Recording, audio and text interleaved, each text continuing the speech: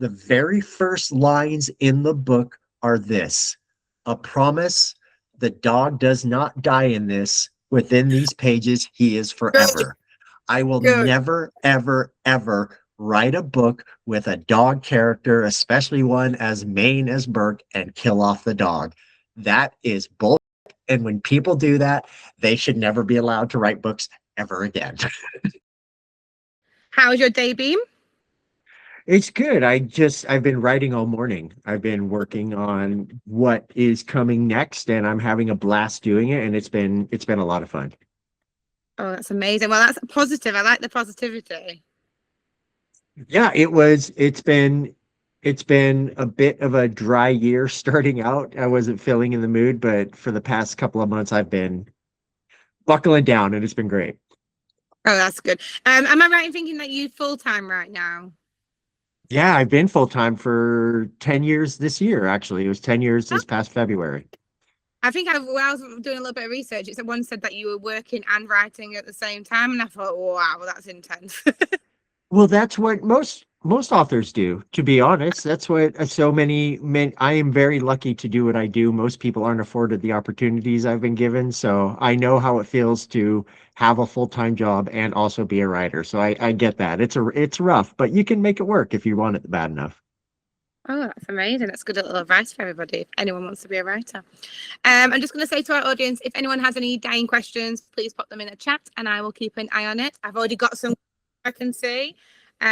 Just still admitting people, we've got a very big crowd tonight. This is the biggest crowd I've seen in a while. It's nice. Hooray! Yeah, you clearly everyone wants to hear your thoughts and your process. I mean, I jumped up and down when I found out I was going to be interviewing you. I was like, yay, I'm Oh, that's excited. awesome. Thank you. I appreciate that. So I'm going to start us off and I'll continue submitting people because we are obviously at the half past point now.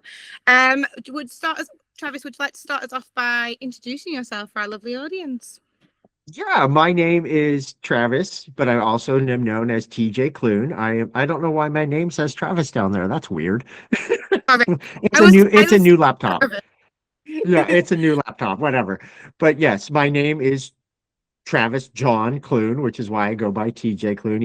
Even my family calls me TJ now. It's wild. I am the author of like a billion books. I have been writing for many, many, many years, and I've been published since 2011. And in 2020, I went up to the big leagues with Macmillan and Tor and published The House in the Cerulean Sea, and I've been doing books with them ever since. And my last book was We Burn So Bright, came out in April, and I have a book out in November, and I have a book out in January. So Oh, I have a lot of stuff happening in the future, and I'm very excited about it. oh, that's so exciting. Obviously, I've got lots of questions about the House in the Cerulean Sea, as well as book number 2. That makes me very excited. But I would love to hear some more about, obviously, if whatever you can mention about your upcoming books as well. That'd be nice to hear later on. I'm still admitting people. It's amazing. Right. Now you've introduced yourself. Let's start with how it all began. Like, where did your inspiration to become a writer come from? Have you always wanted to be a writer? Yeah, so I'm one of those lucky people who grew up doing what they wanted to do the most in the world, which is write. I have ever since I was probably 5 or 6 years old, I've wanted to be a writer. I've wanted to publish works. I grew up in rural Oregon on the west coast of the United States. We were well below the poverty line, and unfortunately, I came from a family that did not like me, to put it mildly. I was a queer kid, a feminine queer kid who knew he was gay by the time he was 10 years old, even if he didn't know what gay meant exactly. And I had undiagnosed ADHD. And so imagine all of this little perfect storm coming together. And that kind of puts a target on your back when you're a kid. In addition, it also others you. It makes you feel like you can't relate to your peers. So eventually I found solace and hope in books. My saving grace when I was a kid was the Douglas County Public Library. It was the place where I found that there were such things as good addictions like books, and that the librarians there were the best enablers of said addictions because they wanted to see me read as much as possible. And I grew up knowing that I wanted to be a writer, that I wanted to do this, but like many things in my childhood, things that brought me joy were things that could be taken away quite easily. So I kept all of this a secret. I was that cliched kid who would be reading under his comforter at night with a flashlight or writing something down in a notebook, and it never quite left me. And so when I was in my 20s, like most hubristic people in their 20s, I thought to myself, oh, I'm going to write the great American novel. And then I wrote my first book, and it was complete and utter trash. It was terrible, absolutely terrible. So I felt discouraged and didn't write anything for a couple of years. Tried again a few years later, and that became my very first book that came out in 2011. And since then, I've published, I think we're getting near 40 books now, and it has Amazing. been. Yeah, I'm tired when I think about all of that. That makes me very, very sleepy. I get that. I fully get that. I mean, I can imagine it's a very long process. But the fact that you like obviously just mentioned that you've got like 2 or 3 books on the works means that you've been very busy. So I'm not surprised you're feeling a little bit tired.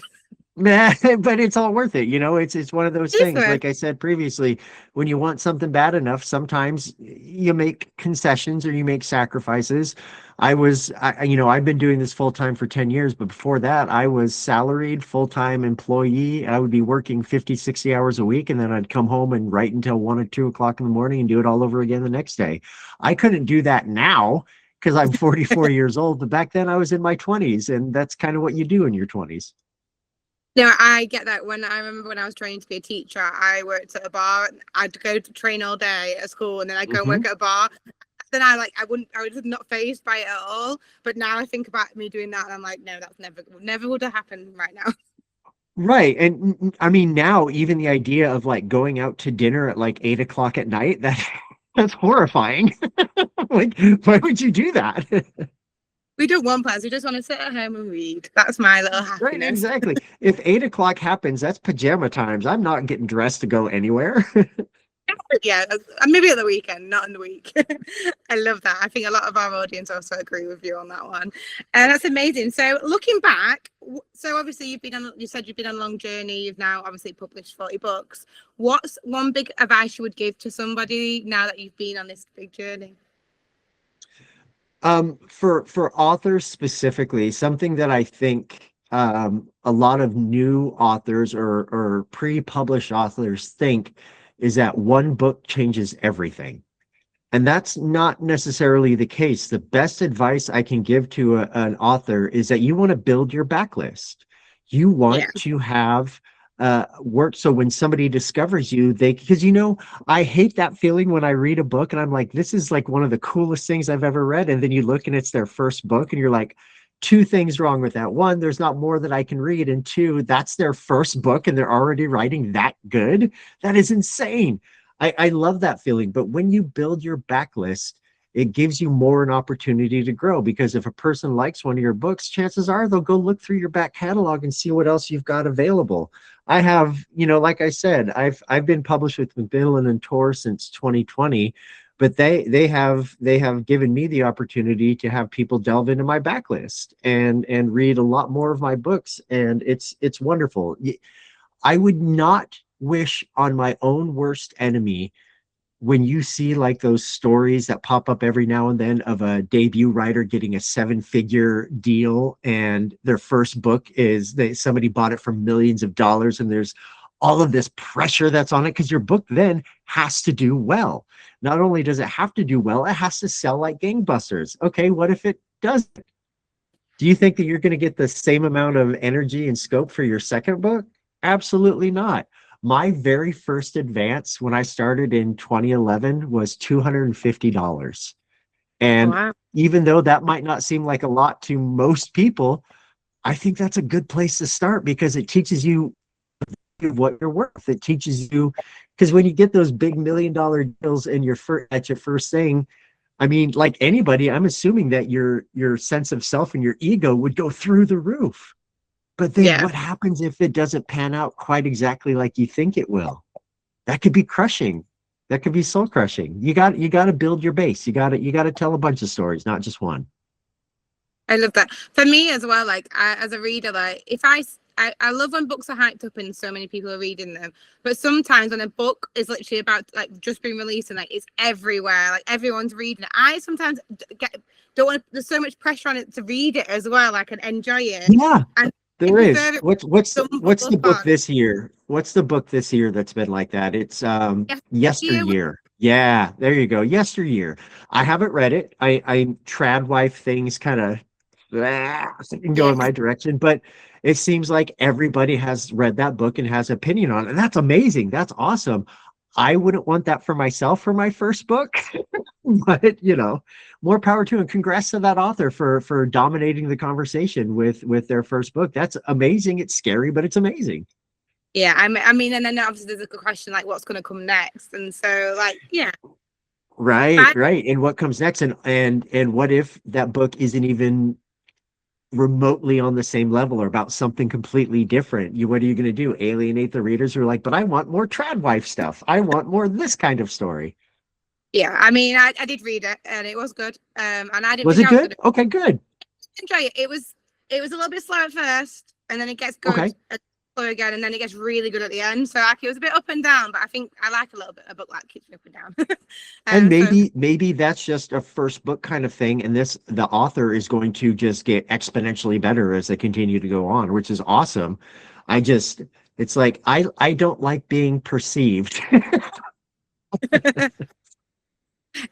I actually agree with you. Like one of my biggest things is when you stumble across an author and you love one of their books, and then you go and read all their other books that they've read. That's something I really enjoy doing, and I go down like a rabbit hole of it. And I'm like stuck with that author for ages, so that's nice. Hmm.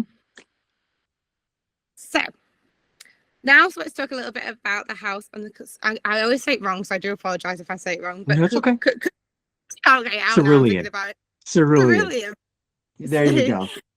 When we had it for, I think it was book club, and someone was like, "You're completely saying it wrong." I was like, "I'm so sorry," but Well, if it makes you feel better, I have learned very quickly that many people did not know that word before I used it.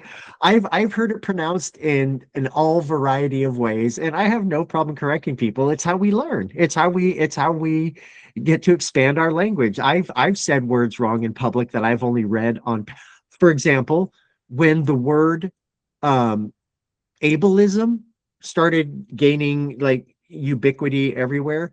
For some reason, when I read it in my head, it was not ableism, it was oblyism and yeah, oblius. And I said that out loud once, and the look I got from the person I was talking to made me cringe for the rest of my life. So do not worry about messing up words. I do it all the time. I appreciate it. I mean, I do it all the time too. So like No, when but again, it's how we learn. It's how we expand our vocabulary. I love it. Well, this was one of my favorite reads. I love the whole world of it, and the found family, the sense of belonging. It was, and I also audiobooked it, and the voices were amazing.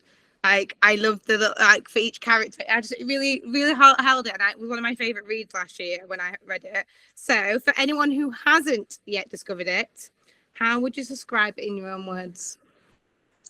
The House in the Cerulean Sea is about discovering a home where you did not expect to find one. It is about a man who is basically a bureaucrat, a middle manager for a machine that does not care for its parts.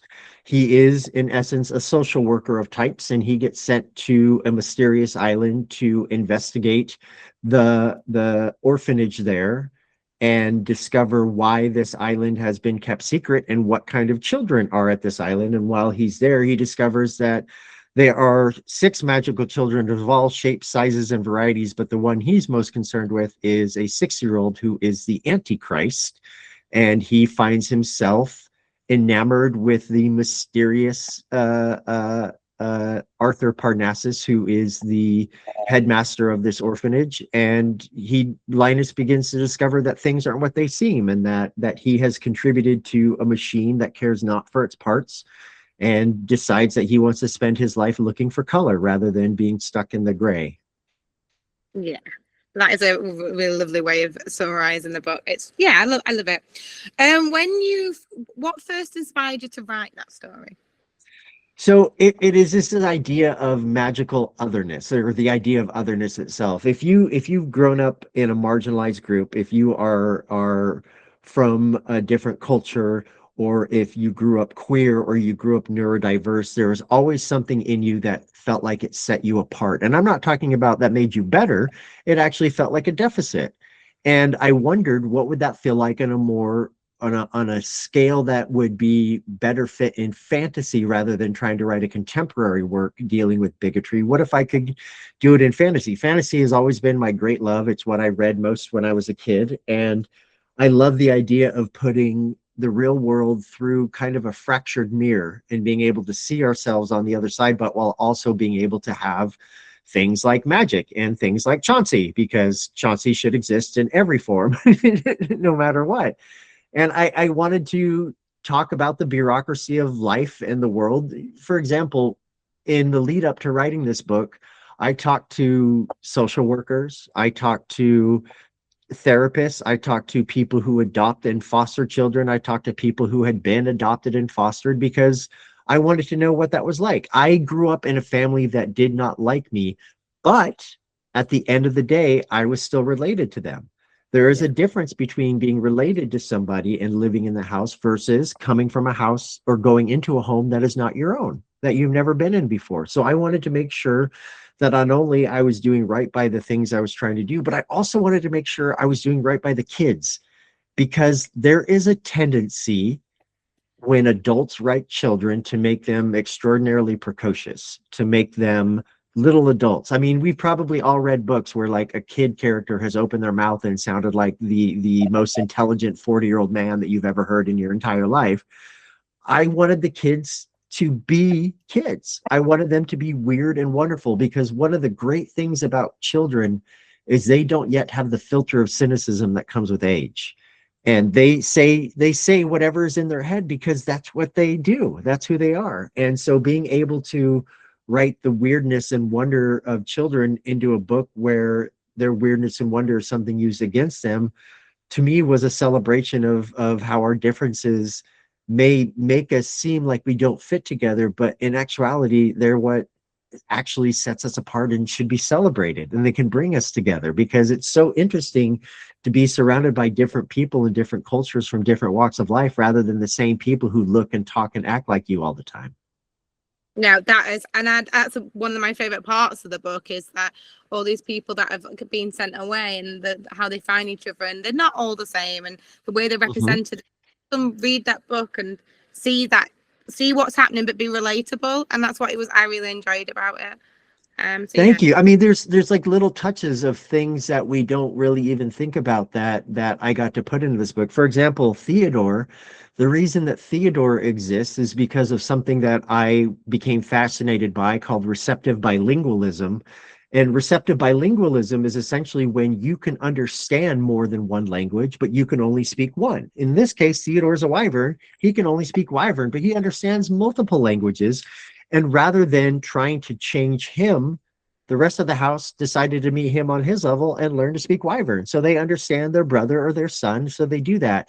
And I find that we are people, and I know these are fictional characters, but they feel real to me. It just shows that if we wanted to, we could help others. We could accommodate people. So many of us choose not to do that because it's easier that way.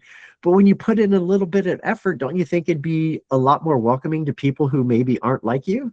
It's like going to a foreign country and expecting everybody to speak your language because that's what you know.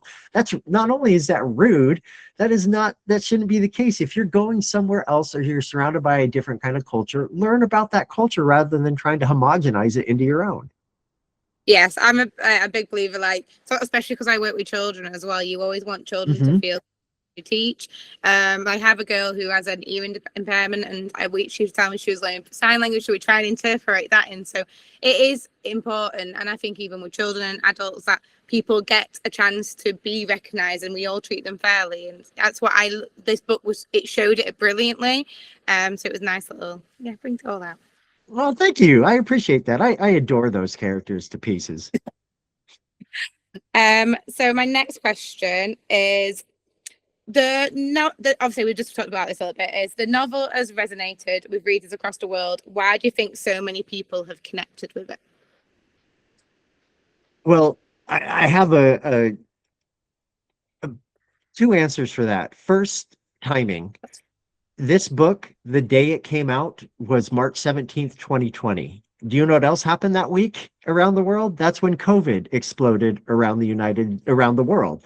In the United States where I'm from, that's when the lockdowns began, was March 17th, 2020. And that's when my book came out. I was planning on going on this big national, my first ever national book tour, going out into the world to hawk my book. And then, like many things, it got shuttered because of the fact that everybody was required to stay in their home. Now, when that happened, it was a very scary thing. We were, looking back now, we have the benefit of hindsight, but we didn't know that for the next 2 years, we would be staying in our homes for the most part. And I think that book, even though I wish that never would have happened, I think that book came out at exactly the right time, exactly when it was meant to, because it gave people a chance to get their minds off of the world that was felt like it was going to hell around us. And I can look back on it with rose colored glasses and say, oh, pandemic, pandemic, pandemic. And that's everybody needed that. But my second answer for that is I think that it helped to remind people that just because things are scary and just because people are different and people think differently, people act differently, it doesn't mean that that's something that we need to be afraid of. That is actually something that should be celebrated, that there are so many more people in the world trying to do good, but they're not the ones that we hear about all the time. It's like Arthur says in the book, hate is loud because those people are screaming as they're desperate to be heard. And that's all we hear. Turn on the news every single day. All you hear is people being angry about this and angry about that. We never get to see the news stories about the people doing small, little, tiny things that benefit the world, because that doesn't sell news. Horror, Yes. pain, and suffering does. We like to doom scroll. It gets in our heads and we just think, oh, what else? What else? What else? But that moment that we stop and we think about something good that happened. Like, for example, a few months ago, all of us were freaking crying about space because there were astronauts going around the moon.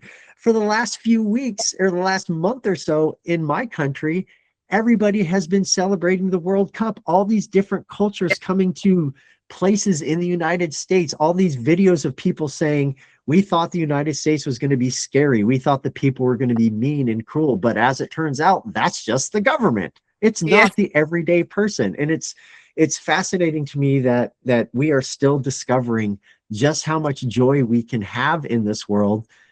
But once we do find that joy, I'm thinking it's getting harder and harder for them to take it away from us.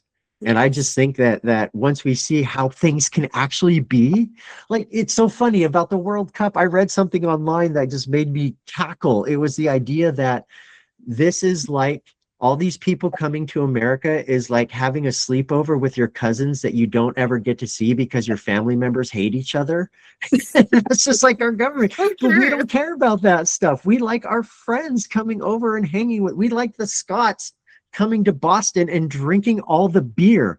All the beer in Boston was gone because the Scottish drank it all. How cool is that? That is just, We love that. I don't know. Why can't we talk about stuff like that more than how All the everybody hates each other?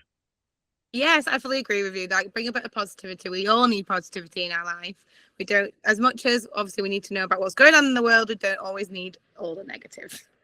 Right, exactly. There's a difference between being knowledgeable and being addicted to feeling bad, because it's very easy to do that. I mean, hell, I'm not going to say I'm any different. We're all addicted to our phones. And how many times have you been caught in a doom spiral rolling, thinking, oh, this happened, now this happened, now this happened, now this happened? It's what we do. I hate technology, man. That's why I go away from it, read books instead. That's my aim. Right, exactly.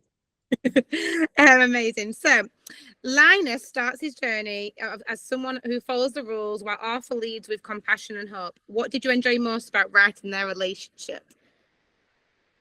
First and foremost, the biggest thing that I loved about them as characters specifically is a few things. One, in science fiction and fantasy, when do we ever get to see a fat, fussy, queer man as the lead character? Yeah. That's not something you ever get to see, really. And then when do we ever get to see somebody like Arthur built on a life of pain, but coming through with hope and joy and positivity? When do we get to see that? And and they're gay. They are also gay. How freaking rad is that?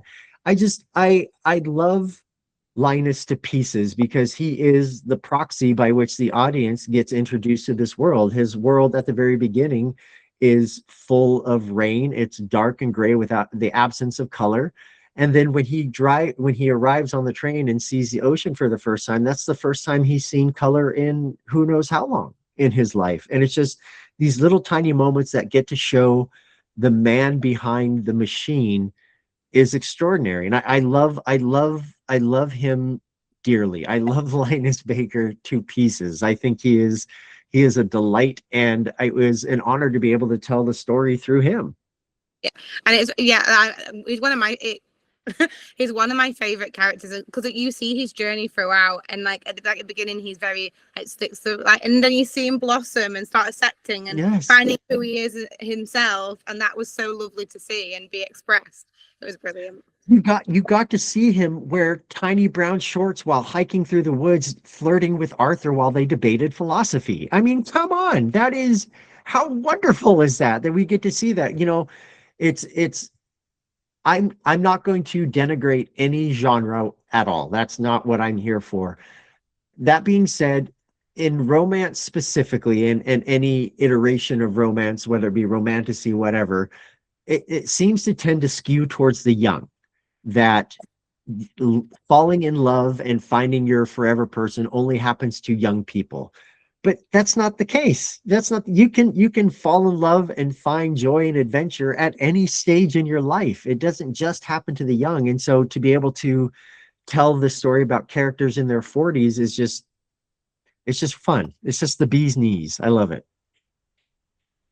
So I've got lots of questions coming in from our audience, which is amazing. If anyone didn't know, you can pop a message in the Q&A little box and I will have a look through them. Sam says, hey. She has a few questions. Her first question is, in the life of Puppets puts a sci-fi spin on Carlo Collodi, The Adventures of No.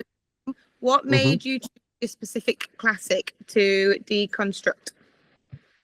So, like many people of my generation and the generation before me, I grew up with our fairy tales being Disneyfied. We grew up watching all the Disney movies being retold. And if you have seen Pinocchio, the Disney movie, you know that it is a wonderful film. I'm not going to say that it's not, but the thing is that when obviously with any kind of adaptation, particularly an older adaptation, you kind of get rid of the darkness. A lot of fairy tales are built around dark subject matter and they don't always end happily, but with the Disneyfication of it all, we have to have the happy ending. Right. It has to go through. So it's Pinocchio has always been endlessly fascinating to me because of Carlo Collodi, the author. A lot of people don't know, but Collodi initially, okay, people know this. Initially, he wrote the story as a serial. It appeared, I believe, monthly in the newspaper or across magazines, and a lot of stories back then were serialized. Arthur Conan Doyle wrote Sherlock Holmes as serial novels that were frequently published in newspapers and magazines. And the original version of The Adventures of Pinocchio, his first iteration of it, ended with Pinocchio getting murdered, being hung from a tree by the Blue Fairy for his hubris and wanting to become a human being. Funnily enough, Carlo Collodi's editor, of all people, said, hey, if you're writing a story for children, you can't end it with the murdering of your child character. So Collodi then rewrote the ending to the story that it is today. And what couple of things kind of get lost in the translation to film, or at least the Disney version that happened. One, yes, it's darker than the Disney version, even though I will stand by the fact that if you've seen the Disney version, you know there's a scene where the children get turned into donkeys, which is very, very scary. But secondly, Collodi was funny. He was an hysterical writer. And The Adventures of Pinocchio is a very, very funny book. It's a very funny story. And at that point, not a lot had been done with Pinocchio. We had, retellings every now and then, but I'd always been stuck in my head of wanting to do some kind of retelling of Pinocchio, but not knowing how I wanted to get there.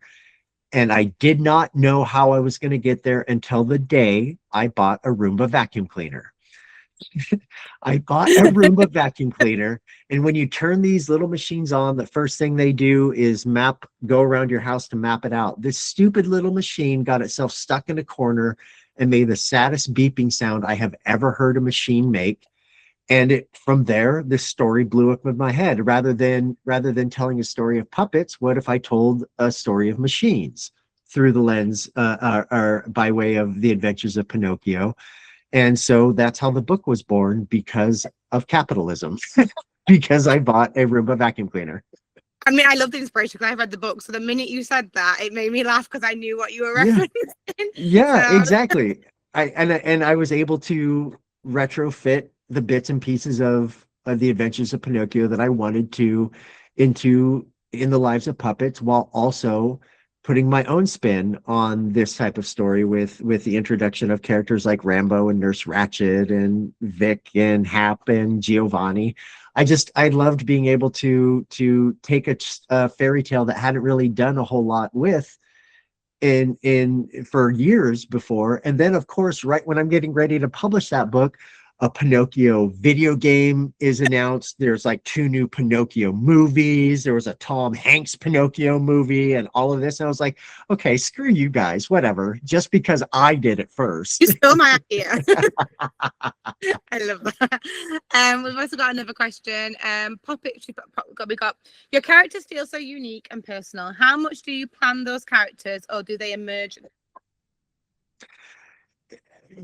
For the most part, I plan. I'm a very big planner in what I do, because I have ADHD, and if I didn't plan where I was going, I would get lost and never find my way out of what I was trying to do. I typically create very big outlines that are meant to act as a guide for me. It's not set in stone, because one of the great things about writing is the sense of discovery. What don't I know about the characters that I'm writing about? What will they reveal to me as we're going on?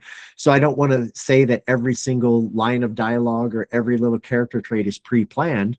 There are many times that I make discoveries as I'm going through. For example, my novel that just came out in April, We Burn So Bright, that was not a planned book by any way, shape, or form. I didn't do an outline for that. I just started writing to see what happened and allowed the characters to introduce themselves to me.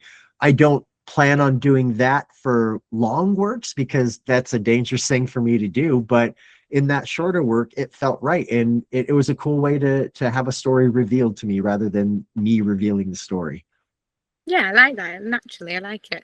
Obviously, with your characters, you've got so many, like we said, we are relatable. We love them all. Was there any character that really stood out? Like, who's your favorite within the House of Cerulean Sea? Oh, Chauncey, hands down, Chauncey. Chauncey is my favorite everything.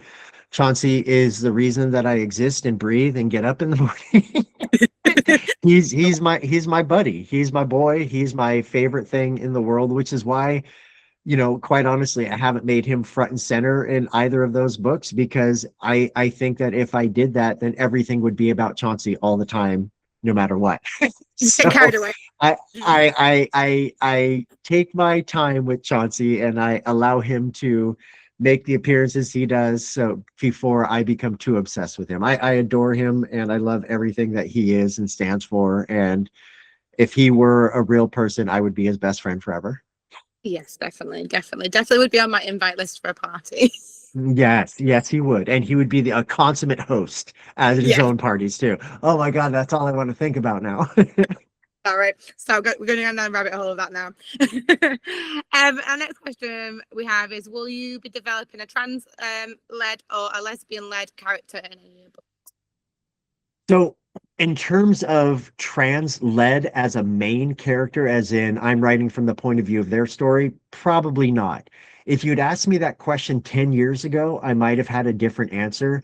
But having that answer now, I think I would say no, simply because there are so many good trans authors telling trans stories right now that putting my own spin on it would not only be unnecessary, but it might cover up some voices that are necessary to tell stories. Like I think one of the coolest authors to come out as of late is Andrew Joseph White. He is a trans man that writes horror, and he has written some of the coolest horror that I've ever read. Horror is like my jam. It's like my favorite genre ever.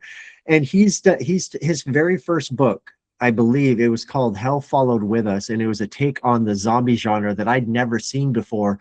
But the thing that made me seethe with jealousy when reading this book was the fact that the main setting of the book in this post-apocalyptic world was an LGBTQ youth center.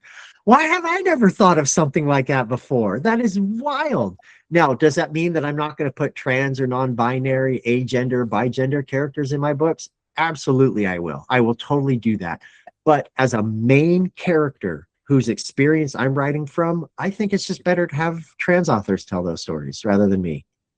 Yeah, I get that. You want to hear their stories instead of trying to figure it out by speaking to them, where they can tell their story themselves. Right, exactly. Especially now, especially in 2026, more and more trans authors across all genres are telling their stories in ways that only they know how. And that is something that should be celebrated. That is something that is monumentally amazing, when even 10 years ago, the idea of finding a trans-led romance, that was maybe not impossible, but it would have been extraordinarily rare. And now we get to see those published by mainstream publishers. I mean, that is extraordinary. And we also have, in the UK, we have bookstores that are dedicated to these types of books. I think there's one on High on Wye, which is amazing. And I think I live in Manchester, and I feel like there's one here as well. Yeah, in about 3 hours from where I am in Seattle, there is one of my favorite bookstores in the world. It's called Charlie's, and Charlie is the owner. He's a trans man.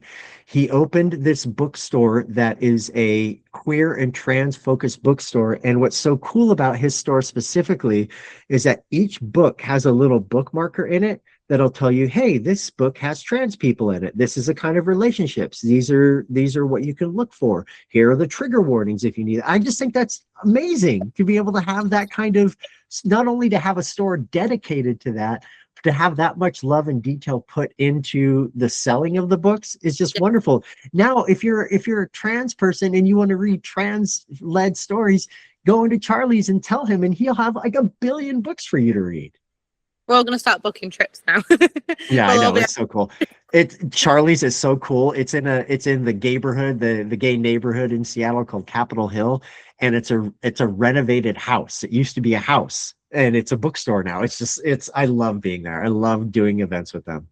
Oh, now I feel like I need to make that on my bucket list of places. Yes, it's very cool. Amazing. Laura's popped a question in. She said, I love that you call yourself the anti-JK Rowlings in the afterwards for Somewhere Over the Sea. Was the inspector based on her? Thank you for being such a positive voice. Arthur and Linus are my fave couple ever. Yes, the Inspector Janine Router was based upon J.K. Rowling, and I will say in the initial draft of the book, her name was Janine Kittredge Rowling, and my editor was like, well, you're making your point. I don't think we need to do that. And I was like, okay, fine. Let's try for some subtlety. But look, I'm going to say this. J.K. Rowling is the only living author that you will ever hear me disparage. And the very simple reason for that, when you use your billions and billions of dollars to go after one of the most marginalized groups in the world, you are not a good person. You are not trying to protect women. You are actively trying to punch down on the groups that have some of the highest suicide rates of any group in the world. You are actively working to make lives worse for your fellow human beings. Therefore, you should be called out at every single possible second.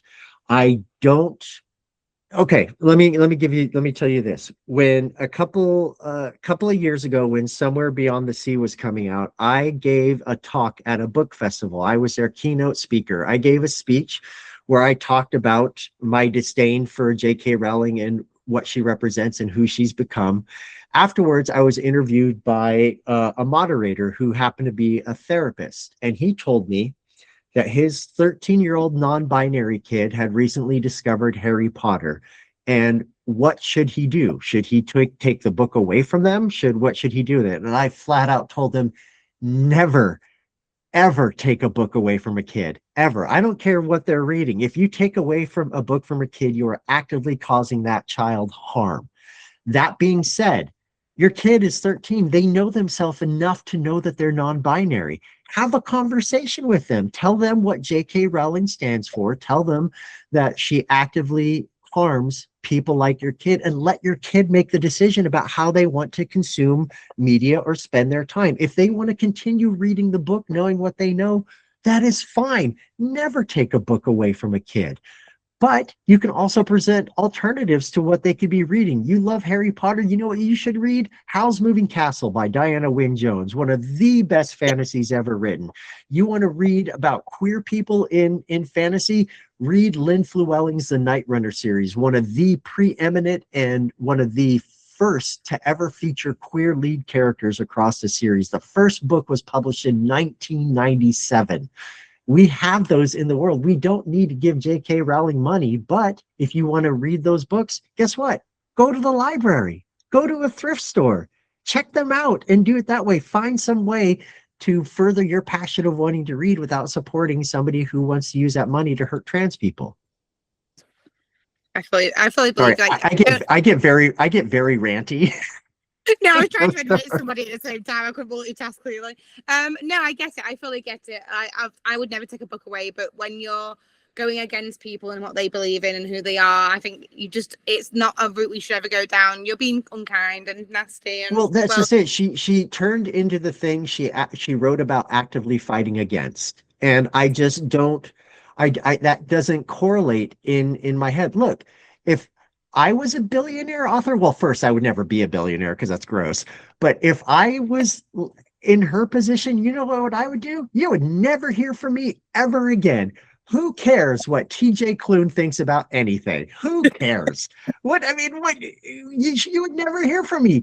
Somebody needs to love her enough to take away her phone. That's all. Block her on everything. Yeah, right. Amazing. Well, our next question is from Holly, and she's put the story is dedicated this out the house in the Cerulean Sea is the story is dedicated to marginalized kids and their families. How much did that intention shape the plot before you written a word? And she put, I'm guessing it was, as you said, you're from a young age and you knew you'd stand out. Yeah, it was meant to be like that. It's for everybody who's ever felt different because of something that is outside of their control. And when I was a kid, do you think I would have given anything to be straight? Absolutely. Absolutely, because that would have made my life so much easier. Now? Oh God, no. You couldn't pay me enough to be a heterosexual. That's not my jam at all. I know how it feels, and I know that so many other people do, regardless if it was because you were queer, because you had some sort of disability, whether because you were neurodiverse, whether all of that kind of stuff comes into play. And, that stuff like that doesn't matter. Hate or bigotry is not an inherent behavior. It is taught. So what happens when you take a group of kids who have been taught their entire lives that they're going to be monsters and just allow them to be kids? What if I, as a child, had been just allowed to be a child? What differences would that have made in my life now as an adult? My therapist thinks it would have made a lot of difference. But it's just, it's one of those things. I wrote these kids to be able to have the childhood that I never got to have. And I think so many people related to that because so many people knows what it feels like to be unwanted or unloved. Yeah, definitely. And it was, like I said, it was done really well. And it, like, for people, lots of people in the comments here, I'm trying to read them as I'm doing it, but we've got, so Sarah's just said, first, thank you. Your books provide some sunshine in some storms in my life, particularly House in the Cerulean Sea. Is there a character that you relate to the most, and why?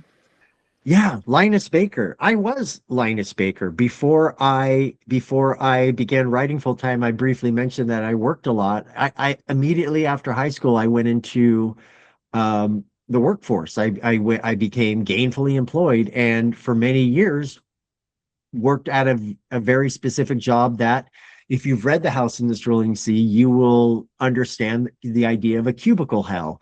When the book opens, Linus is in this very wide open concept office of sorts where everybody's desk is near everybody else's. I That was my life for 10 years. I worked for an insurance company handling auto insurance claims. When you were in a terrible accident, when you killed someone, or when you were getting sued because you killed someone in an accident, I was the guy you called when that happened. And I did that for many. So I knew how it felt to work in a business or to work in an industry that did not care for anything other than the bottom line.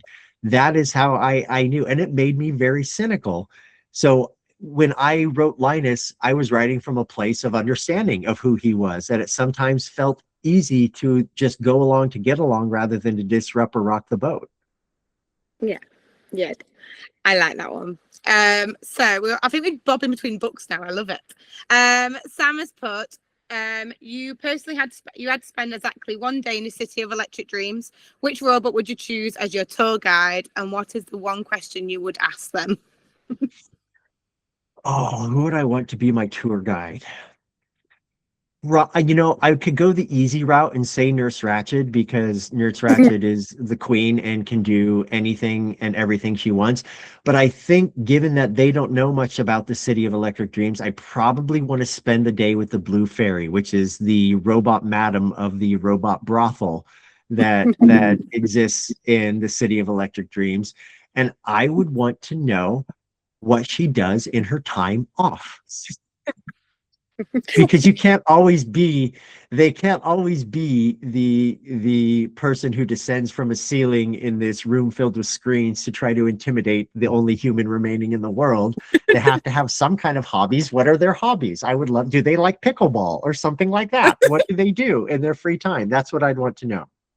But then, of course, in the real world, if I ever met somebody who was the owner and operator of a brothel in real life, I'd also have the same questions for them. Do you play pickleball? Do you have fun in your free time? It can't always be about your ladies of the night, right? Oh, that's funny. That's a great point. Very great point. Right, exactly. What do sex workers and people who work with sex workers like to do for fun? That's what I'd want to know. I like it. Right. Next question. We'll try and find one. We've got the next question we have is, which island resident would you want as your actual next door neighbor? Oh, which island resident? I'm not going to say Chauncey because that's probably too easy. You know who I'd want to be neighbors with? I would want to be a neighbor with Martin Smythe, who is Helen's nephew, who is the kind of jerk that gets his comeuppance as the books go on, and he pops up every now and then. The reason I'd want to be his neighbor is because I would actively like to see him get his comeuppance in person. And like, I would literally like to see the Antichrist come and scare the bejesus out of him, just to see. I can witness that myself. Yes, I would do that. Because then I could be, afterwards I could be like super smug and be like, that couldn't be me. That's on Yeah, you. right. Yeah. I love that. Joanne's put, are we going to see the characters return from Under the Whispering Door? Not in a sequel, because there will never be a sequel to that book. That book is one and done. But I will say, do not seem surprised if the names Hugo and Wallace show up in another book of mine at some point in the future. Ooh, yeah, we like that. We like a little bit of eggshells going on. Mhm. Now that obviously we've gone to people, I'm going to come back to my questions and focus on the second book, obviously the sequel, which was very exciting to know that we were going to have a second book in this amazing world. Where did you always know you were going to do a second book? No, there was never a plan for there to be a second book. And the reason being is because I've written a lot of sequels in my life, and people may not realize this, but sequels are actually harder for me to write, simply because I did all the rule making, world building in the first book. So therefore, I am bound by the rules that I made in the first book. And sometimes I get a really cool idea that actually breaks the rules I made for myself. So then I can't do those ideas because I am bound by what I wrote in the first book. That being said, let me step back a second. So I wrote The House in the Cerulean Sea, Under the Whispering Door, and In the Lives of Puppets back to back to back, all before The House in the Cerulean Sea came out. And I wanted those all to be one and done standalone books. I wanted that to be it because I wanted to try to, I mean, I only have so many years of my life left. I want to try to write as many original stories as I possibly can. But then something interesting happened in the United States. For people who've read The House in the Cerulean Sea, at the very end, you'll know that Arthur is called to testify in front of the government about his experiences under the thumb of the department in charge of magical youth. And I left that kind of open-ended because I didn't know, I had no plans. I wanted readers to think, oh, it probably went well and things are going to be okay and things are going to be fine. But here in the United States in 2022, something very interesting and awful happened. Trans people in the United States were invited to come and testify in front of our government. It was trans people, the parents and guardians of trans youth, and medical professionals who provide gender affirming care. They all came to talk about their lived experiences. And, how often do we get to see, do marginalized groups get to be called in front of the government to say, this is what's happening and this is what sucks? But what they did not know was that it was essentially an ambush. A lot of the politicians up on their high horses accused trans people of not knowing their bodies, accused parents and guardians of trans youth of grooming and indoctrinating their children. They accused the medical professionals of providing care that would forever ruin a potential child's life. And it was extraordinarily frightening to think that these people came to speak their truth and were rebutted by the very people that were supposed to represent them. These are constituents. These are people who pay taxes, who live everyday lives, and yet they were made to feel like they were somehow lesser. And I remembered Arthur's invitation at the end of the book. And I wondered to myself, what would happen if Arthur went to that and itself was an ambush? What would that look like? What would the reaction be? What would the fallout be? What would happen next? And so I did a few things. One, I got in touch with some of the social workers and families that I'd spoken to before to see if it had gotten any easier, any better. Fun fact, it had not. Social workers are still underpaid and overworked, and hands are tied by red tape and bureaucracy that ever moves slowly. But I also got in touch with some of the people who testified in front of our government. And I asked them all many different questions, but there was one question that I asked that was the same across the board. That question was, if you knew what was coming, meaning if you knew that this was going to be an ambush, would you do it all over again, knowing what was coming? And every single one of them said yes. Why did they say yes? Because they got to speak their truth, regardless of what was said to them, regardless of how many people tried to bring them down. They still got to speak their truth, and nobody could take that away from them. And that felt fundamentally Arthur. So that's why I decided to write the sequel, and I wrote it from his point of view, because I needed to see what it felt like. We knew what an outsider's perspective looked like in Linus. But what if we looked like somebody who'd lived that life? What did that look like? And what would happen in an ambush like that? And what would you do after your happy ending? So that's why I wrote the sequel. I think that's a great way to come off it. And the fact that you went back and researched and spoke to the people, again, it's so powerful. Emily is said in the group chat, she can ask my question. She was like, she was so scared to read Somewhere Beyond the Sea in case it didn't live up to The House of the Cerulean Sea, but the whole story felt so needed. And it was needed doing. I'm glad I felt that way. It's important that, look, there's going to be, my critics, of which there are many, will say that I have the subtlety of a sledgehammer. But sometimes I think people need to be knocked upside the head multiple times before they actually get the point. And yes, am I preaching to the choir? Most likely. Are most of my readers probably going to be unbigoted? Well, hopefully, but are most of my readers going to be like, no, I don't like gay people. No, I don't like trans people. No, probably not.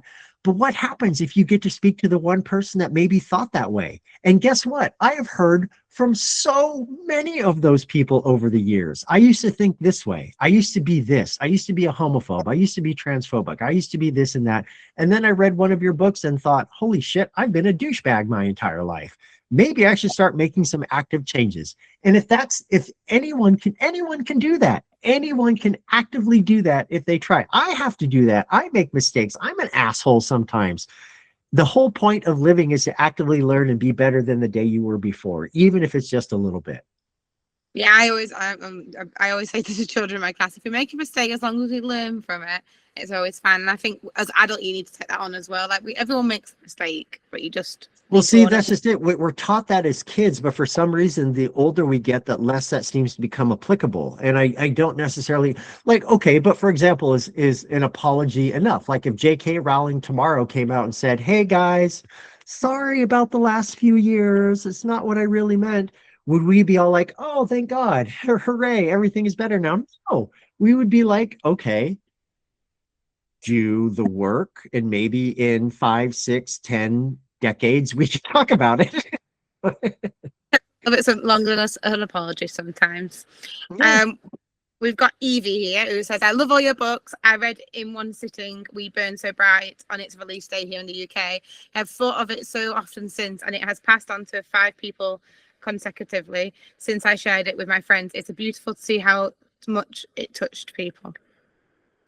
It has been. I have been utterly blown. That book is very different than some of my more recent books, but I'd like to think that my readers and I, we gained a sort of trust that I am going to tell a story to the best of my abilities, and they'll follow me wherever my weird brain takes me. And I love that I got to tell a more serious, grounded story in We Burn So Bright, and it still had the same, readership and effect on people that say In the Lives of Puppets or Under the Whispering Door or House in the Cerulean Sea or any one of those books. It's just a different type of story about a different type of people, but also the fact that they are still markedly human. Oh, I thought my Wi-Fi cut out a little bit then, sorry. That's okay, you're good. A question about We Burn So Bright. Another member said, I finished it. We finished it recently. Firstly, what an absolutely roller coaster. I was wondering where your inspiration came from for it. Yeah, so We Burn So Bright exists because of 2 people, Lucy Baker Parnassus and my editor. When we were editing Somewhere Beyond the Sea, there's a back and forth that Lucy has with one of the characters, I believe Janine Router, my JK stand-in, where he says that her insides are like a black hole, that his dads had taught him that black holes couldn't be seen with the naked eye, but her insides were like a black hole because there was no light, no anything in there. And my editor, like any good editor does, wanted to fact check and say, are you sure I thought we could see black holes with the naked eye. And so she does her research and she puts a comment, no, you're right, we can't see black holes with the naked eye. And we do this thing where we go back and forth in comments, and she'll leave little tidbits for me. And she left a little tidbit at the very end of one comment that said, did you know that there's a 1 in trillion chance of a black hole finding its way to the Milky Way galaxy? To anybody else, I'd be like, oh, okay, so that'd never happen. But to me, I was like, there's a chance? There's a chance that could happen? I mean, look, right now I could go outside and there's a non-zero chance that I would get horrifically murdered by a squirrel. It probably won't happen, but it doesn't mean it couldn't happen. So just because it's most likely to a nth degree that a black hole will never find its way to the Milky Way galaxy doesn't mean it couldn't happen.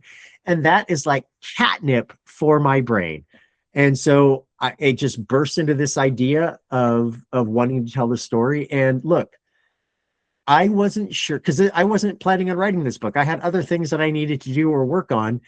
And I wasn't sure if this was even going to be something that would be publishable. This book initially started out with me wanting to tell a shorter story, because as many people might not know, writing a shorter work for authors can sometimes be infinitely harder than writing a novel.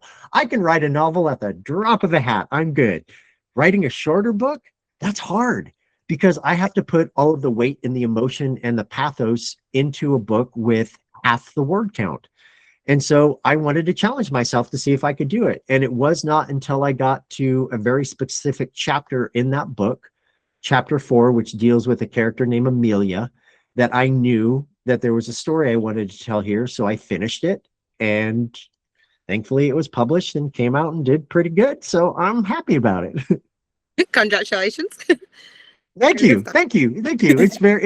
It's one thing to know like books like House in the Cerulean Sea can get on New York Times bestseller list, which is very crazy cool. But then I write a book about 70-year-old gay men with the world ending, and that's promised that there is no savior coming. This is the end of the world, and that still gets on the New York Times bestseller list. I'm like, thanks. That's fun. That was pretty cool. Yeah, it's pretty cool if you ask me. So obviously you wrote a sequel, and we talked a little bit about that, but I've got a question here. It says, without giving any spoilers, what was the biggest emotional challenge in writing Somewhere Beyond the Sea?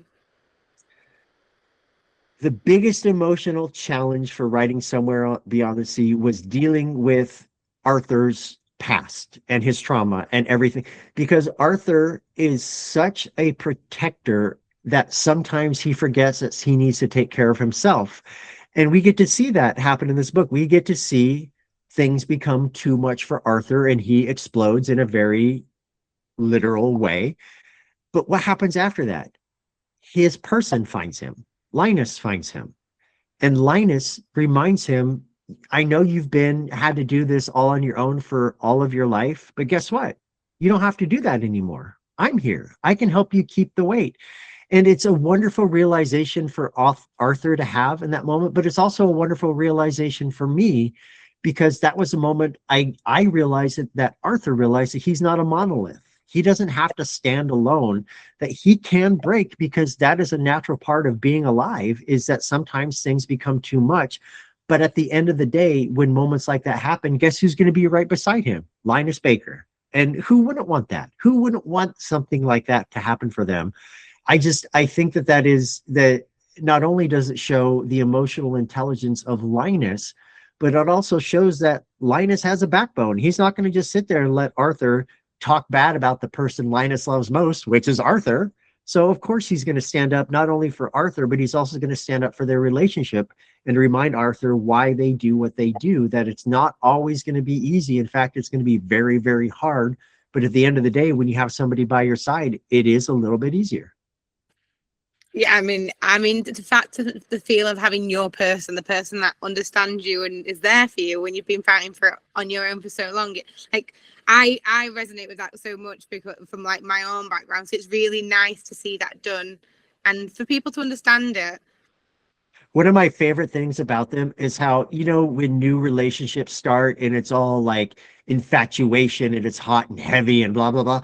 What I love about them is their relationship started and they immediately went into being the couple that's been together forever and who know each other intimately. And they're like a comfy old sweater couple. And I love them for that. Definitely. So obviously we've got so many beloved characters in that world. How did you balance giving readers more time with beloved characters while ensuring they continue to grow rather than repeating old, like what happened in the first? Yeah, so a big focus for me was on not only on Arthur but on two other characters, and that was going to be Sal and Fee. In my opinion, Sal and Fee kind of got shortchanged in the first book because they didn't have a big as an arc as the other kids did. I could have changed that, but the book would have been 100 more pages and my editor would have screamed at me. So with the sequel, I wanted to put more of an emphasis on seeing Sal and Fee while also introducing David and bringing him into the mix and having them all bounce off each other. I think that Sal is the closest to a young version of Arthur that we have on. I think that Sal is his father's son. And I think that we see that happen with Sal finding his voice and coming into his own and finding that he can use his voice and actually be heard.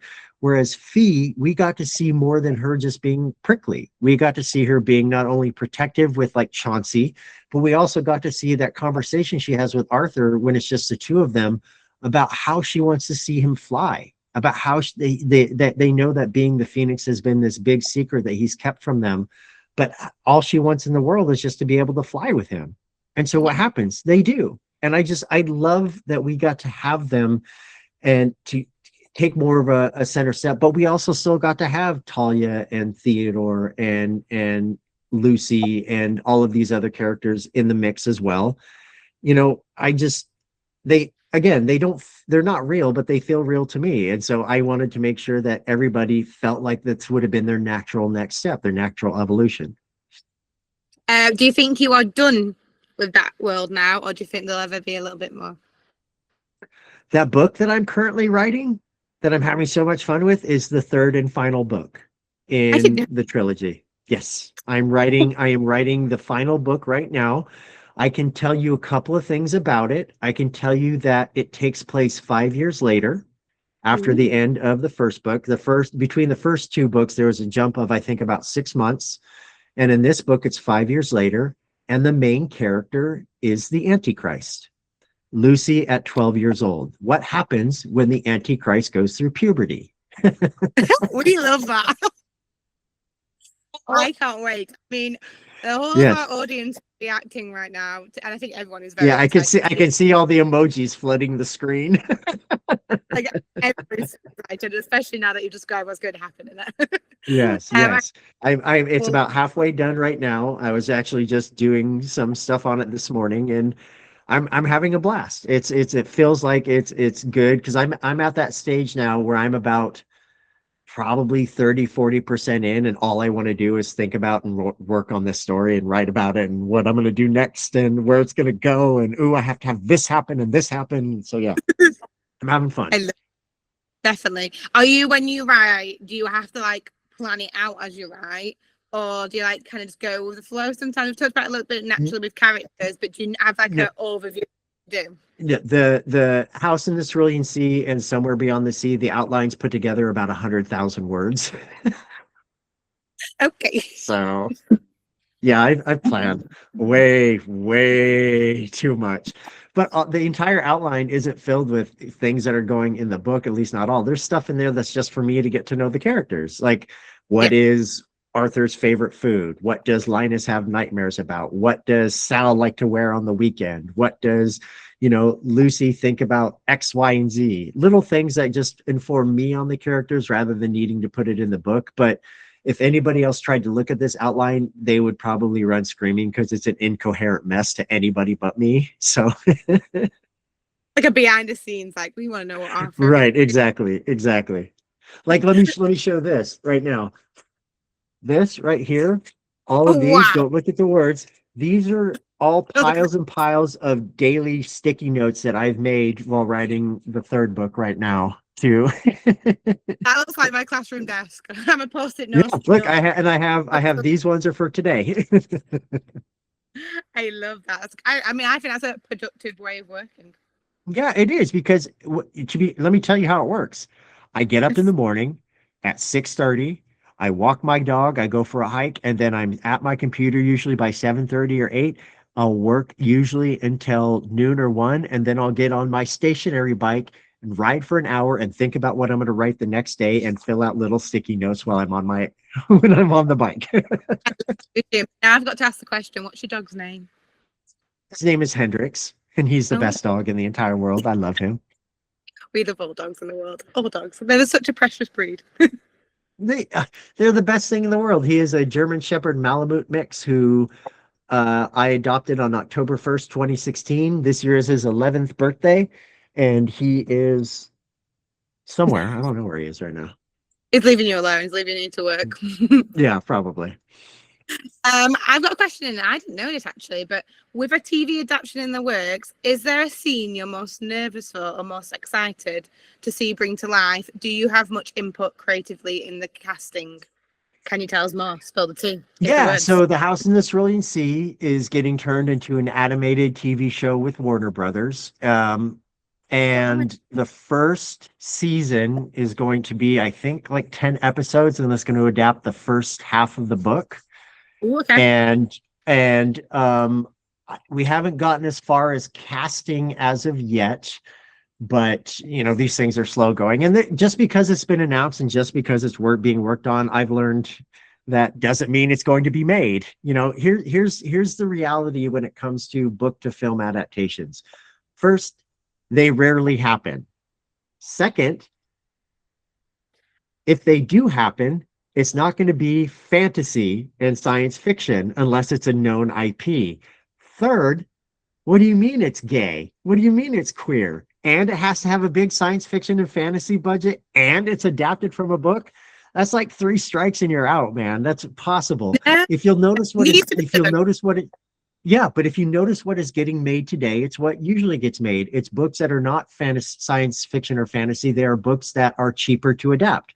They are romantic comedies. They are thrillers. You have what is that? There was that recent off-campus TV show that launched on Amazon. There was The Housemaid that was in theaters. That was the Frida McFadden book, which is a thriller. With those, most of the budget is spent on cast, not the budget of needing to put in special effects and everything like that. So it's very hard to see queer books in the science fiction and fantasy space get adapted. And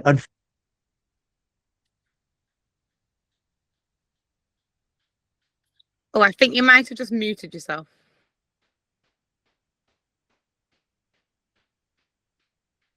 Right, unmute. Yes. Oh, that's better. Sorry. I was like, is it my computer? Amazing, it's working. Okay. It's hard. It's hard for queer men, unfortunately, to get their novels adapted. If you think about all of the adaptations about queer books that have happened in the last 10 years, it's all been books written by women. Now, I am not saying that people can't write whatever they want. They can. I know, say like Becky Albertalli and Casey McQuiston, they are lovely queer people. I know them personally, and I'm over the moon when their projects get announced and their works get announced, like Red, White, and Royal Blue. Alice Oseman has Heartstopper. Rachel Reed just had Heated Rivalry come out and all that. But where do you see queer men getting their books adapted? We really don't. Yeah. So books adapted into TV shows about queer men, shouldn't there be queer male authors getting their works adapted too? I don't know why that isn't. I know why it hasn't been for me, because again, science fiction and fantasy and budget and blah, blah, blah, blah, blah. But I'm hoping that we're going to start seeing more queer men get their books adapted, whether it be rom-coms, whether it be, thrillers. It doesn't have to be my books. I just want to see a queer dude get their work adapted. Yes. Although I really like it was my book. Well, we'll praise your book. We'll always shout, scream and shout. Yeah. So to wrap that all up, it's early days, slow going. Maybe it'll happen, maybe it won't. But you know what? I no longer hold that side of things on this pillar. I learned very quickly, because The House in the Cerulean Sea was with Disney for 3 years, because they wanted to turn it into a live action TV show for Disney Plus. And for 3 years, I took Disney money, but at the end of that 3 years, when the option lapsed, I didn't have anything to show for it. They hadn't made any headway on turning it into anything. So we'll see what happens. One day, I hope, but at the end of the day, the books are still there. Nothing can change that. If you love the characters and you love the work, the books will always be there. And let's be honest, how often have we seen an adaptation and thought, wow, that was better than the book? That is so true. That's like the biggest thing, actually, isn't it? Like, there's been there's been so many book adaptations done this year. Like, you go on to watch it and you think, oh, but it's not going to be the book, because you can fit so much more in a book than you can on an hour and a half on a screen. And can I be honest about something? you know, I'm kind of happy nothing has been adapted as of yet, even though it probably will someday. But you know what I do not want to have happen is when they put out those new editions of the book that have like the film or TV show cover. I hate those. I hate those. Nobody likes them. Nobody likes them.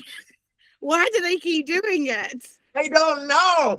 I don't like them though. Look at my covers now. Look at the work that has been done on my covers by Chris Sickles with Red Nose Studios, building these handmade model 3D sets that he photographs, and you're going to replace it on a cover with a bunch of Photoshop faces? No. I'm glad you said it, to be fair, because we all think it. I mean, but of course, if one of my things gets adapted like a year from now, I'll be like, "Hey, everybody, look at this new cover for this adaptation. You Edition. should buy this, even though you probably already have the same version of this book 600 times." I mean, I do love a special edition, but you will never see a book adaptation one because I just can't, Oh, especially when they've got actors on there as well. I'm like, I don't want the never, never. I will, if there is only one copy of a book I desperately want and it's the adaptation cover, I will desperately not want to read that book then. I will go and search elsewhere to find it because I will not do the adaptation cover. I don't think I have a single adaptation cover of any book ever. That's how much they piss me off. me either. That's actually I think that's been a highlight. The fact that you've come out and said that, I love that. Yeah. No, man, yeah. And you know what else? You know, when you go to bookstores and they put stickers on the cover and then you have to peel off the sticker and there's still residue left on the cover. No matter what you do, you can't get it off. Why do we do that? Why do we do that? Yes, that obviously we are big in the UK is Waterstones, and they do like buy one get one half price, but they always have the sticker on it. Or if an author signs it, they put a sticker to say that, and I'm like, take the stickers off. Barnes and Noble, because they're owned by the same company that owns Waterstones. Exact same thing. All stickers on all books. This one is 15% off. This one is 25% off. This one's on sale. Don't put stickers on my covers. We love our books to be nice. I love that. We've got another question. If you and your editor let the island have a group chat, which character do you think would never stop texting and sending up those memes? Chauncey would no, he wouldn't be sending memes. Chauncey would be taking pictures of every little thing that interested him and putting them in the group chat. Look at this seashell I just found. Look at this pine cone that I just found that I'm not going to eat. Look at this weird blade of grass. Look at this butterfly. Look at this thing. It made me happy. Yeah, so it'd be Chauncey always. We've just definitely all got we've got another question very similar. Who on the island is most likely to leave the most unhinged review on Trustpilot? It'd either be Talia or Lucy. Yes. Lucy, because he's the Antichrist and he'd probably make threats, but Talia would actually make threats and follow through with them. So it would be Talia. Yeah. Don't piss off a garden gnome. That's all you have to do. It's not that hard. No. We've got Amanda who said, I adore so many of your books. The Extraordinaries series is my absolute favorite, even as an adult, especially because of the ADHD representation. Which book series are you most proud of to bring into life? I have a book coming out in 2029 that took me 10 years to write. Wow. It took me, and I'm not talking about 10 years. I started 10 years ago and I finished now. I've been trying to write this book for 10 years. I have had so many starts and stops because I didn't know it at the time, but I know it now. I just was not experienced enough to be able to write the story that I wanted to tell. Something happened last year or the year before, this would have been, what year is it? 2026? Yeah, it would have been last year. December of 2024, something clicked. And I spent almost all of last year starting from scratch, writing the book from the beginning, and I actually finished it. And wow. So we know We Burn So Bright is a very small novel. It's very short. This is epic. This is huge in scope. This is like on the level of my Green Creek series with multiple characters, very, very high drama and angst and all this crazy things happening. And it is the book that I've always wanted to write, but again, wasn't good enough to write in my earlier years. But I think that I had gotten better as a writer, so I was finally able to crack it. And when I finished that, man, I felt such a sense of accomplishment that I haven't felt in such a long time. I am so proud of this book. It is something completely different than anything I've done before. I can say that queerness is front and center in the story as always, but it deals with something I am very, very particularly interested in, and that is the folklore of the Pacific Northwest. And that's where I'm from. That's where I was born and raised. There are so much history, so much stories, so many mystical things that supposedly happened in the area in which I grew up, in the area I live now, and I wanted to tell that kind of a story. So it is uh, a huge book. It is very, very long, and Oh, it is. But I'm very excited about it. I'm thrilled that I was able to finally tell this story. I love that you've like scheduled it in like 2029. That's coming. Yeah, yeah, no, because we already have a book for 2027. We already have the books for 2028, and so that was the next time we could fit it in. I love that. Obviously, I do have the name of the book. What's coming out next year? I can't remember off the top of my head. What can you tell us? Can you tell us anything about your upcoming book next year? Yeah, so January of 2027 sees the launch of Wildthorn, which is the new imprint from Macmillan and Tor.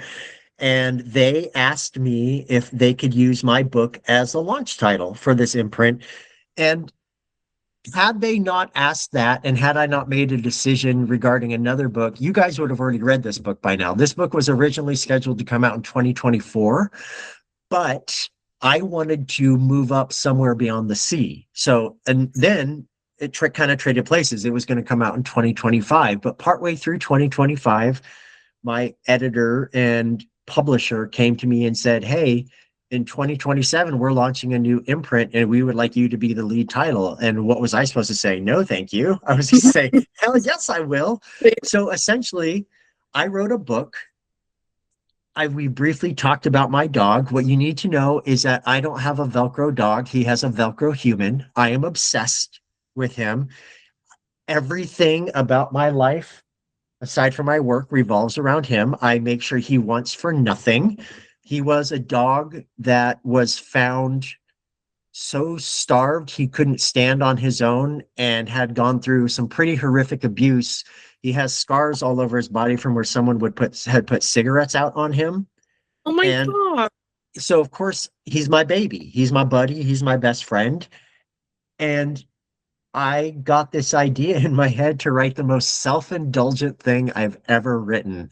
So I wrote a book from the point of view of a dog based upon my dog, but I I took love. out all of the sad parts of that and instead wrote a book about a dog named Burke who, when he's a puppy, misunderstands something that his mother said, making him believe that he, like all dogs, is immortal. And what happens when he goes through his life trying to find his home, his person, when he finds out that he is not, in fact, immortal, but lives a very short life. In this case, Burke, my drama queen, has a complete meltdown and decides he has to do the one thing that he's been put on this earth to do: find his human lasting happiness. And that is the basis of the book. It is from his point of view and explores his life from the moment he's born until the moment at the very end of the book where he gets to see what his life has led to. And I promise this, the very first lines in the book are this: a promise, the dog does not die in this. Within these pages, he is Good, forever. I will good. never, ever, ever write a book with a dog character, especially one as main as Burke, and kill off the dog. That is bullshit. And when people do that, they should never be allowed to write books ever again. I mean, I appreciate that. I mean, one of my questions was, please tell me all about the book you've got with a dog on the front. But you just told it to me and you sold it to me. And I'm going to be very happy when I'm reading that. Yes, exactly. And if you look with the book at the dog on the cover on the front, you'll notice that he has a floppy left corner of his ear. That's because that's what my dog has. He has a floppy little corner. He has huge ears, but with the top left one has a little flop over to it. And so I made sure that Chris, my artist, added that little thing into that. And here's one other thing I'll tell you about it. The book is called The Stars Look Like Home. If you are any familiar with pop music, you might know that that sounds kind of familiar. You might be thinking, huh, TJ, isn't that a lyric in a Britney Spears song? Yes, it absolutely is. And the reason that exists is because Britney Spears helped with the inspiration, because one day my back hurt and I was laying on the ground and my dog was laying next to me and a certain Britney Spears song was playing on the radio. And I had this thought in my head of what would happen if my dog could speak to me? What would he say if he could only talk for 5 minutes? And then that entire story was born. And Britney Spears has a song called Alien, where there's a line that says, "The stars in the sky look like home, take me home." So I called the book "The Stars Look Like Home," and the book's dedicated to my dog Hendrix and Britney Spears. I love that. I absolutely, that's a gold mine of a book. I can't wait to read that.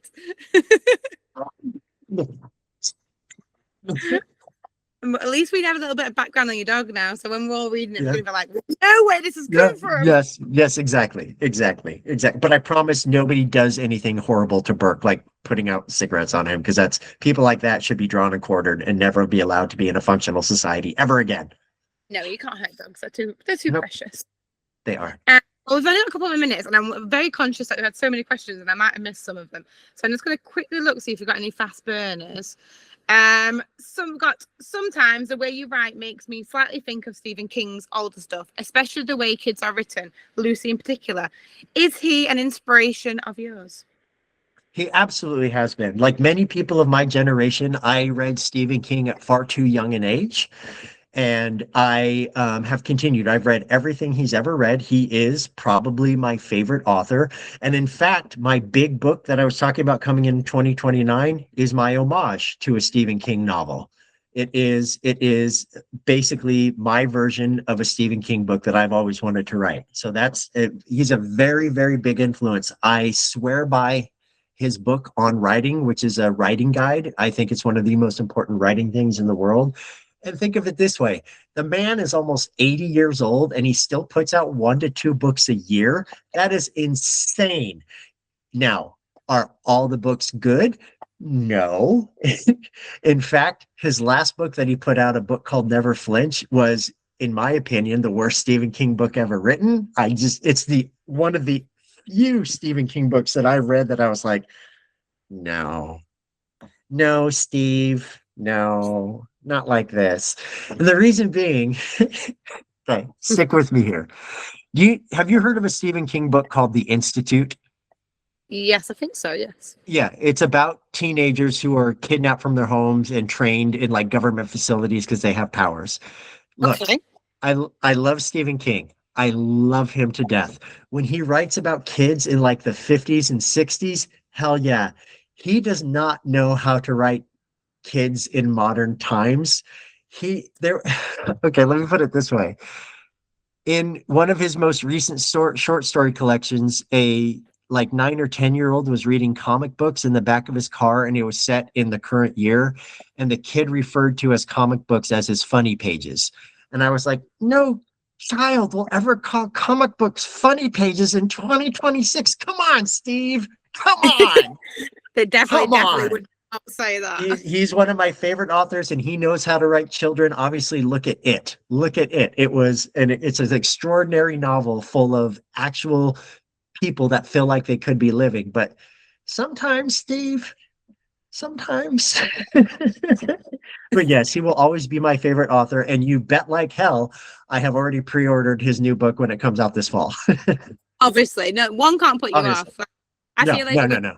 So much. There's always going to be a book you don't like, and I feel like that's okay. Like, let me put it this way: King has written like almost 60 novels, something like that. There have actively been only 2 out of 60 that I've disliked. That kind of batting average is insane.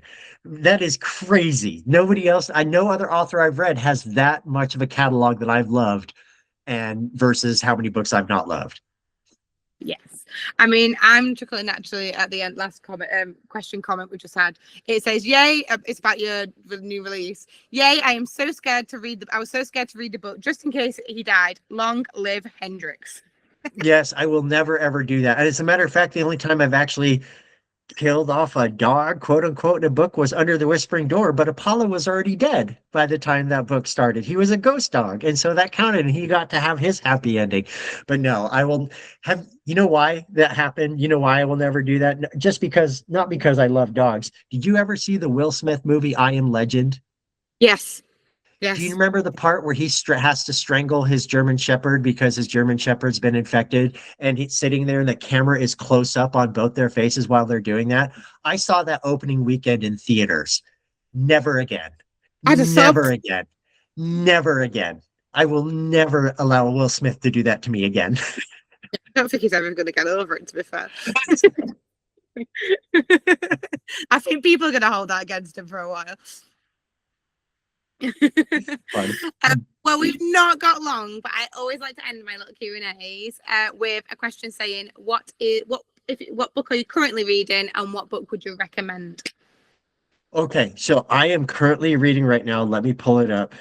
It's called I Am Behind You by John Lindqvist. He is the same guy that wrote one of the only few vampire books that have ever actually done anything for me, which was Let the Right One In. It was adapted into both I believe, a Swedish film. Is he Swedish? Swedish film, and also an American film. The Swedish film is that much better. But it is essentially 4 Swedish families are camping and in their caravan, and they're all next to each other in this campground. And then the next morning they wake up and the entire world is gone, and they're just in an empty grassy field with no sun in the sky, anything like that. I saw the movie Backrooms and I got obsessed, and I was kind of wanting to have a Backrooms kind of feel. And this book is doing amazing. The one book I would wish everybody could read, this is specifically, anybody can read this book if they want, but specifically, I know how many queer people could have benefited from this, especially younger queer people. That is a graphic novel called Flamer by Mike Curato, Curato. In the United States, it is one of the most banned books in the country. And it is for no reason, simply because it shows a young queer kid coming into his own, dealing with violence and homophobia and bigotry. The graphic novel is written in black and white, and the pictures are all in black and white, except for some sparing uses of the color red, the color of fire, and everything like that to represent what the main character is feeling like. There is a blurb at the top of that book from another author that says, "This book will save lives." I actively 100% agree with that. If that book had been available to me when I was a kid, I feel that so many things would have been different. But please read the book that so many people in my country, so many Republicans and government officials don't want you to read, because it's that vitally important. And keep in mind, my country is also the one that is currently trying to ban like Toni Morrison from schools. So they've lost the plot. They don't know what the hell they're talking about. But that's Flamer by Mike Curato, and it's beautiful. Yeah, they should definitely not be allowed to ban books. Like, just let them be out there. They need to be out there sometimes. I'm very lucky I live in a state where they have banned the act of banning books. So literally you can't do that in school corrections. But in states like Texas, now they do that. But now they also have the 10 Commandments hanging in classrooms. They have now in their history classes, they have to be taught the Bible in school. What the hell, man? No. Look.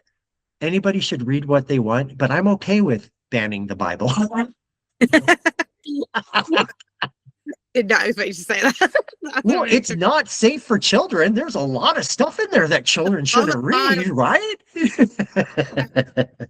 Thank you. Now, I want to say thank you so much for this lovely Q&A. I have had a ball of time. I know our audience has as well. It's been amazing.